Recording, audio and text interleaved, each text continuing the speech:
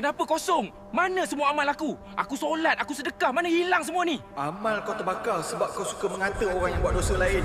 Itulah, acah-acah old money dah lah ketot. Amal kau ringan. Mustahil. Aku solat, aku sedekah. Ya, tapi kau buat semua tu untuk orang tengok. Biar orang nampak sikit, bukan riak. Cuma nak bagi contoh je.